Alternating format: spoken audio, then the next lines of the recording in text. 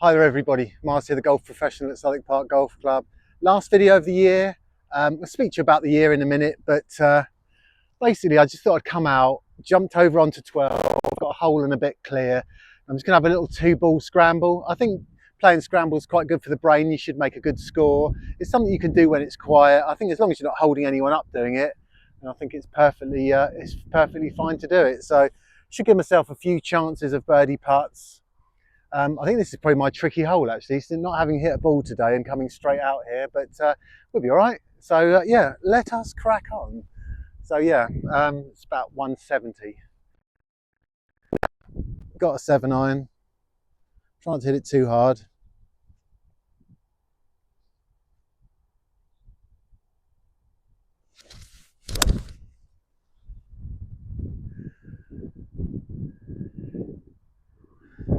Too bad. It's on the left edge of the green, but it's a long way from the flag, so need to do a bit better than that. All right.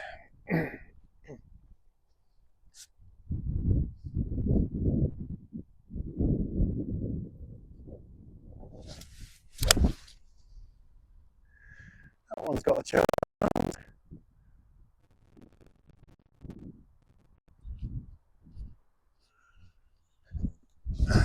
No seed mix here, so I'm just going to tab that down. Right, let's keep moving. Do the usual. If I don't have to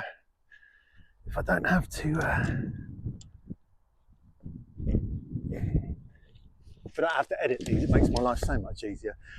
Yeah, so interesting year, I guess, really at Southwick Park. I think we had a period through the middle of the year after the hot spell to not that long ago really, where just the course was fantastic. So I think the greens, people that play here from other clubs who more clubs that you might think of, more Premier League clubs, coming here and telling us how fantastic our greens were compared to theirs. So all credit to Jim. I know it's not all about greens, it's about the rest of the course, but we have had great greens this year. So I think the course has been good, and the projects they've done and the work they've put in has been superb. And they still keep going. You'll notice some like hover mow patches around the edges of all the bunkers. Now Christ, that was a good shot. Didn't look that, that's a good shot.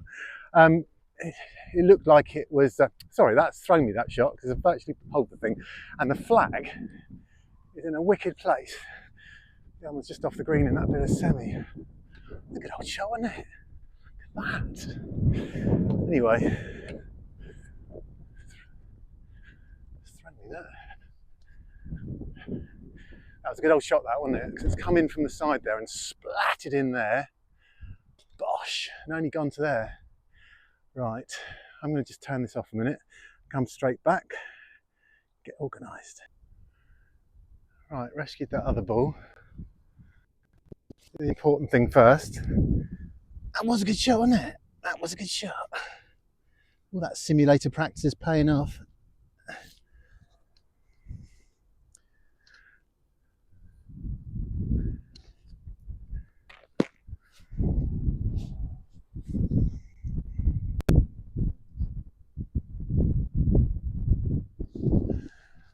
Now I'm just presuming this is right edge, which I think it probably is.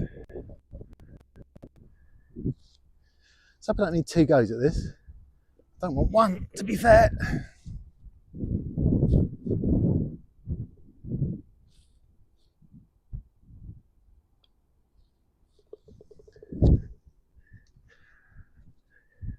Cracking start, 1 under.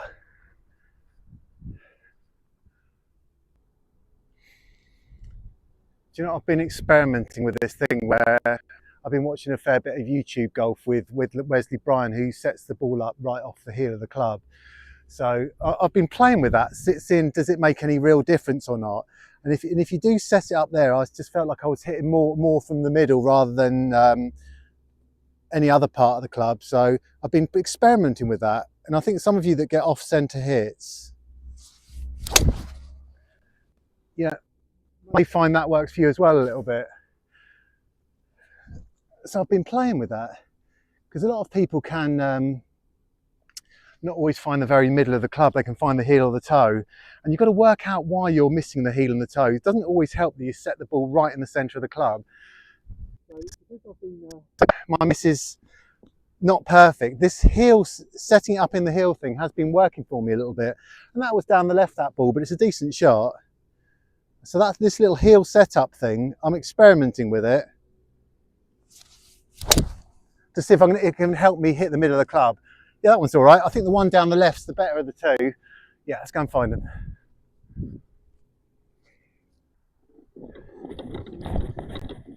Okay. Well, because it's a scramble, and you know I've got to think a bit of thing about hitting drivers, plus the fact that I'm playing tee it up in the rough. Rightly or wrongly, whatever your thoughts on tee it up in the rough are, fine. So I'm just going to get the mud off that. And what I said to you, if you can get the ball in your hand at any point in your round, clean it, because there's a fair bit of mud about on these mud balls on the fairway. Right, oh lovely that is, lovely. I don't think I can reach the green because it's just probably out of range. But with 2 goes at this, we should get something up there. Oh, lovely lie. Lovely lie. Right, here we go. I keep trying to fade it off of with my driver, and it keeps going quite straight, so I'm just going to go dead aim. Try and smack it onto that green.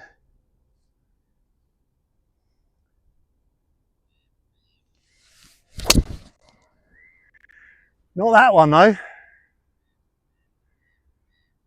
Not that one. It's not a massive problem, but it's definitely no good. So this needs a bit of concentration. It faded too much. So let's go back to try and fade it because I've given myself a not great lie. So I'm readjusting here, readjusting a little bit. Okay. Right, let's try and fade it again. So that didn't work. Okay.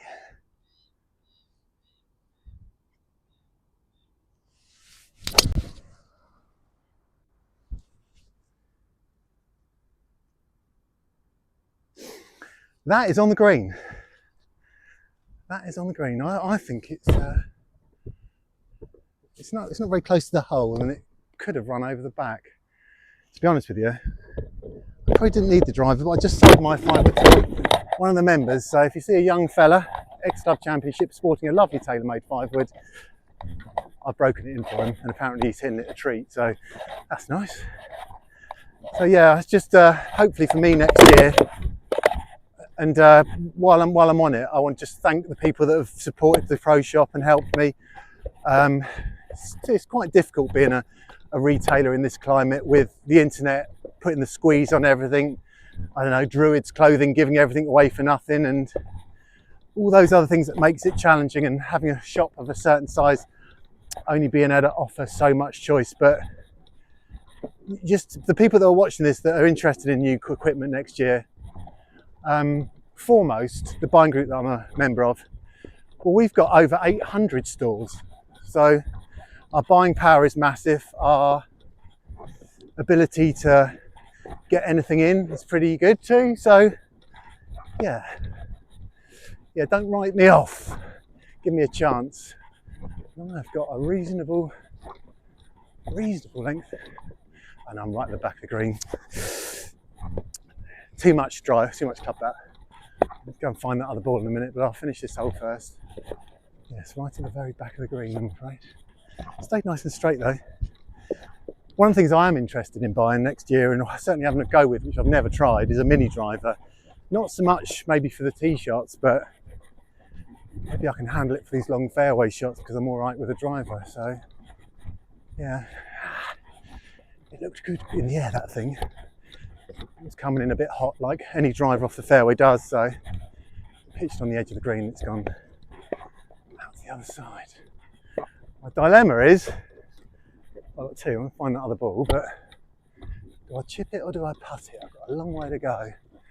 I think my best odds are a putt. Let's go and deal with that. Let's go and deal with that. Grab another ball for a minute while I find this one. I don't know where it is. I thought it was in the bunker, but it is not. Right. Whew.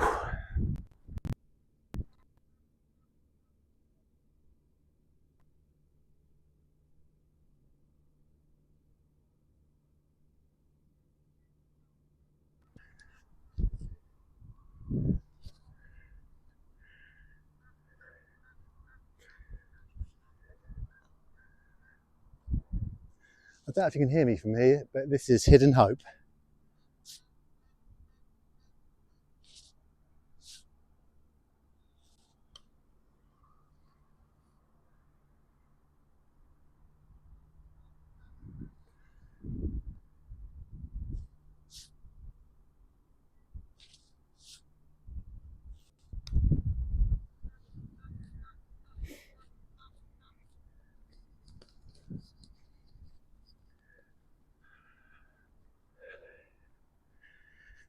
That's the benefit of playing two balls, because you can learn from the first one, can't you? So that's not bad.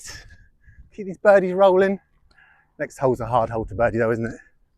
Right, let's go find that ball. Let's keep the theme going.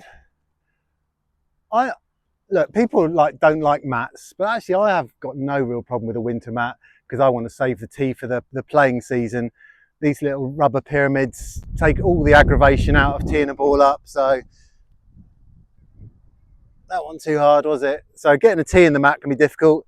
Like £2 or £3, I think they are. So right, wind's coming quite quickly this way off of the lake. So I'm going to try and use that with a nice long juicy high fade. So yeah, let's try that again. Keep going with my little heel strike thing to get it in the middle. I'm going to hover this tee a bit, see if I can get a bit of height out of this thing. You need some carry in the winter.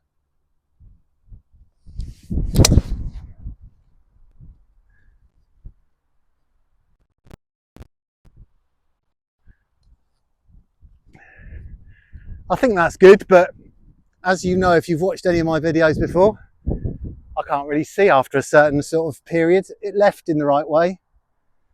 I just lost that ball back there, by the way. I just couldn't find it. Anyway, let's go again. Same thing. I want to try and get one up on the top from here if I can, because that will make life a lot easier for the second shot.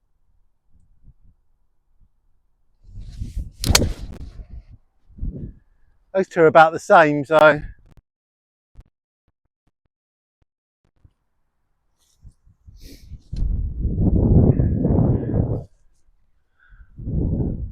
my guess is up the top, just on the right hand side somewhere, which will be all right. That's where they both left. Happy with that one. The other one was a fair bit shorter than that, about 15 yards, 20 yards back from that, but it's a nice shot. I know, like, you know, when you, like I just tried to do, I described the shot I wanted to hit, it came off really good. And people will say, oh, you know, you're a golf professional. I'm not a tour player, but obviously I've got a reasonable control of the ball. And I think no matter who you are, you should do that. Now, it might come off for me, I don't know, 1 times in 5, that the shot that I really want to hit. But at the same time, it might come off once in 20 for you. But if you're being ambitious like that and trying to elevate your game by ball shaping, it will really help. Now, it's gone quite a long way down here because the wind is straight down and across. So I've got a fair bit of help with that high fade. So I'm going 55. I think it's enough, because I want to splat one down by the hole. So just to say that, the wind's just really died down, but let's just aim half a flagstick left.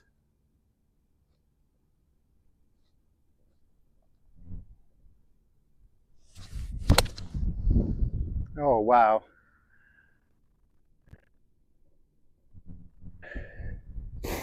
Yardage good, shot criminally bad. It's on the green, but that is miles from the hole. Let me just try and have a little look at that and wipe the mud off my sand iron. Yeah, you can see my divot path. Look, if you want to see why I've hit a bad shot there, I don't know if you can see that.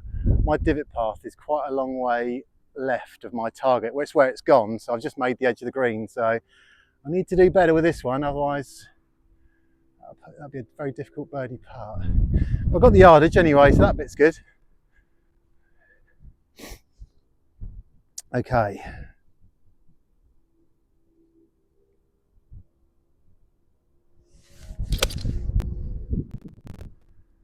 Go a bit, go a bit.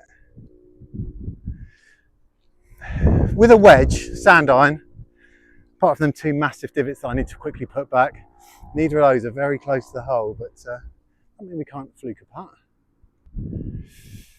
Well, fair bit of work to do here with this shot. The other one was, where is it?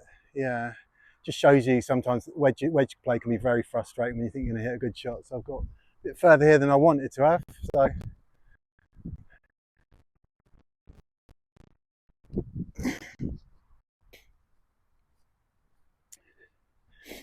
So it's a little tip this, but maybe it's something that can speed up play. I quite often have a detachable towel with a little loop in it. It's quite handy to take it off and bring it to the putting green, save you sort of going backwards and forwards, wiping your trousers, all that sort of stuff. So that's easily done. Convenient. Right, let's have a little look at this. Does everything really go towards the lake? Because that doesn't look like it does. So I'm going to just try and learn from the first one. And to me, it's a little bit off the left.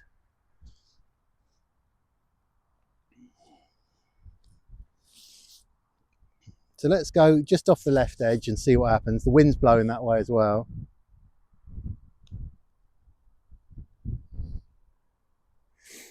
That looks quite straight now I've hit it.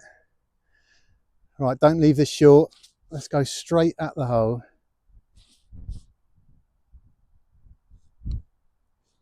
No, that's a bad putt. Hard working par that from a good drive. Never mind. Never mind. Okay, here's one of my favourite holes, and I think the extension of this tee has really made it much better. It just looks so simple, but because the green's like an uptone saucer and you can roll off both sides, and like today, the flag is on the top bit, so there is really almost no room there on that top section. So you've almost got two choices. You can try and skip it up there, or you can try and airmail it in and try and stop it. So I'm actually going to try and be overly clever here and hit it into the slope, but that's going to take a fair old shot. Interesting, I was talking to,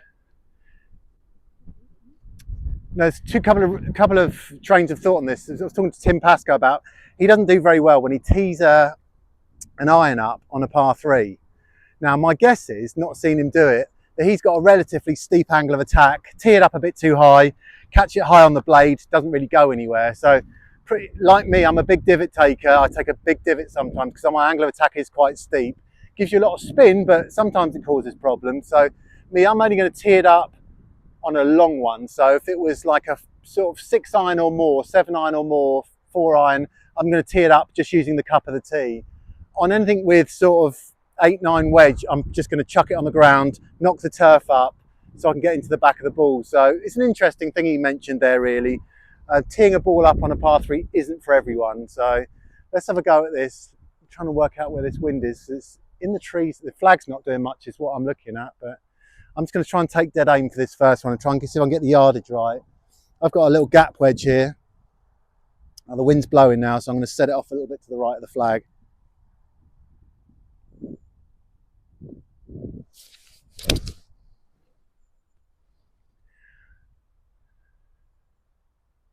So that's a really, really good shot, but it's too far left. Like, we're all working on something in our game, and for me, hitting these pulls or overdraws is my thing, really. Sometimes I can really play it to my favour and draw everything. So I think that's 80% me, 10%, 20% wind. So I'm just going to try and send this about even further off to the right. So I'm actually going to be aiming right on the edge of the green, which is risky, but after that first one,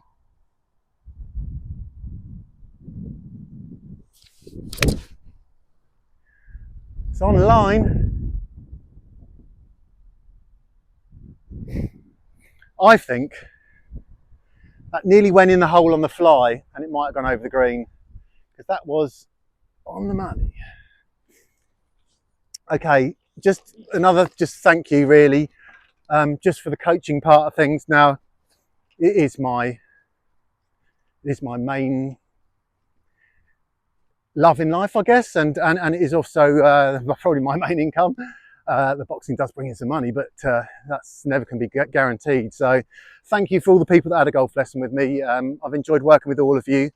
I always look at it that I'm in it with you. So if you fail, I haven't got through to you or whatever's happened. But on the whole, I do always believe that if I can start someone in their teens, 20s, 30s, 40s, within 2 years you can get to single figures. If you really knuckle down and stuck with the process and had a really solid swing, learn a bit about your short game and all that sort of stuff. So the other thank you is you are supporting the club as well. Now, quite happily, because this is the deal, 20% of the golf lessons you have with me goes to the golf club. Yeah, that's over the back of the green. So you are supporting the club too. Where's that ball? It'd be great if it was in the hole, wouldn't make a good video, wouldn't it? But sadly, she's over the green. I wonder where that pitched. Oh, there it is, yeah. I'm gonna have to go with shot one, which isn't ideal. The truth is, the second one that went straight over the top of the flag, I did thin it a bit. That's why it's gone a bit too far. Right, come on. Need to hold a putt now.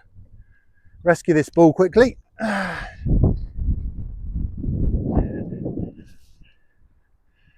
Actually, it's a shame that really, because that splattered down there. I'll sort that out in a minute. Straight over the top of the flag. Right, set this thing down. Go.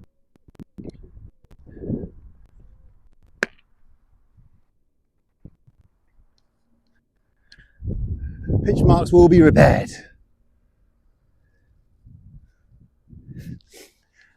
It's quite handy for me this as a practice, because where I'm not a very good putter, this first one is always going to give me a good bead on the line. So I'm going to go just off the left. Yeah, it's a lovely roll, that. A lovely roll. If it's not in, gives me something to aim at.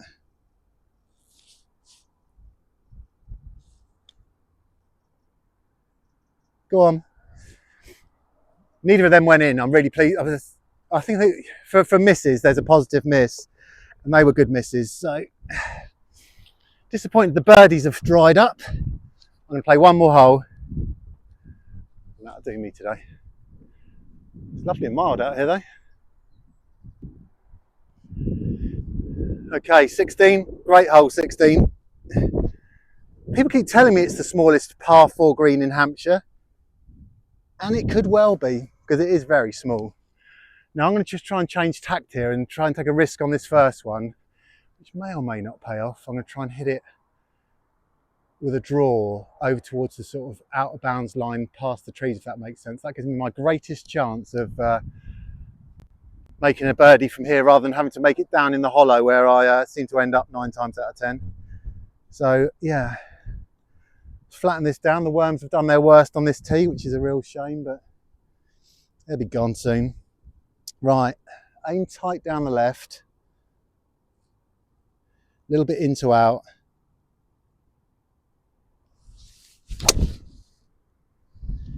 It's a lovely drive, but it's not round the corner, it's down the middle, so yeah, fine. Actually, now I think about it, it probably gives me a greater chance of hitting this shot now. I've hit one down the middle. Which way's the wind blowing?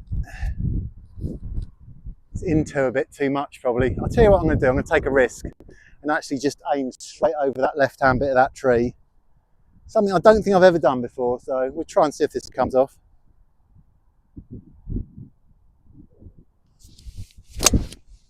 Yeah, that's good. Loving that one. That is not very long, but that is perfect at the same time. So yeah, let's go and find that. I'm happy with that. It's the best shot of it today, by the way. Even that shot I hit on the first that was really close, that was pretty good. Let's go and find them. Oh, getting out of breath. Yeah, that was, just pick this one up that's down in the flat bit where I quite often end up.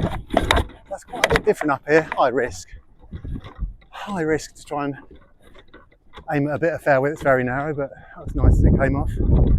Now, here's a little dilemma on shot selection. The wind is really quite gusty. And I'm going to go in with my swap clubs on the second one. I'm going to go a little low gap wedge. The thing about it, you shouldn't have too much trouble stopping it. Hard to work this one out actually, because I don't need it for yardage. I just don't want to bash this sand iron miles into the air. Right, let's try and work this out then.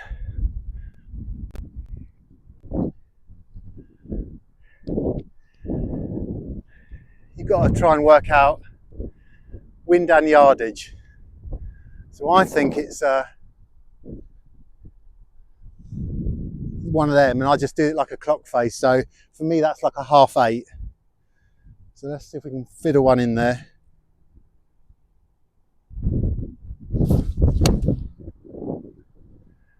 Get up. Oh, do you know, well, this is the club for the second shot. I'm looking at my phone now, it's going to fall over in the wind. That was really beautifully hit, but it's short. Well, it's actually spun back off the green. So I just need that and a tiny bit more. That's a good one, mate. Quite like the shot. Oh, wind. Sorry. I was conscious this is going to come crashing down. Right, 0 in.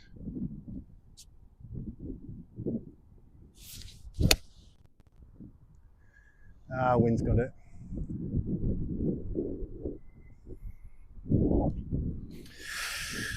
Yeah, challenging. That'd be a good birdie from there, that's for sure. So this is the first shot. It landed on the green and spun back off. The second one was just such a hellish putt. I actually think I've got more chance of chipping one in. The other one was long and curling across the green. So let's finish this video here and try and knock one in. It's going to go with a little 9-iron. Grass is very short here, so you should be able to play it just like a putt. I should get one close-ish.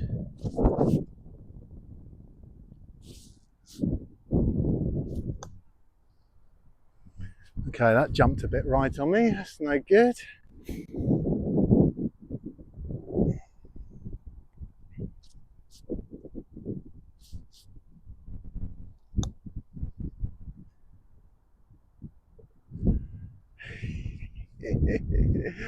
I didn't even see it. That was cool. Do you know what? That's really fortunate for me. That's a really nice way to end my last video of the year with a chip in.